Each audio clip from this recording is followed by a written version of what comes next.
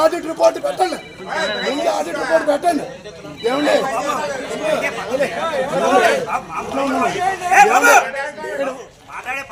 ఏమండి నేను పాయింట్ అడుగుతాను. ఏమండి ఆడిట్ రిపోర్ట్లే ఏ ఆడిట్ రిపోర్ట్లు ఆడిట్ రిపోర్ట్ ఏమన్నా మీరు ఇప్పుడు వచ్చి మాట్లాడటం కాదు, మీరు గతం గురించి మాట్లాడతలేదు. ఇప్పుడు ఏదో చేసేస్తాం అంటున్నారు తప్ప గతం ఏమైంది?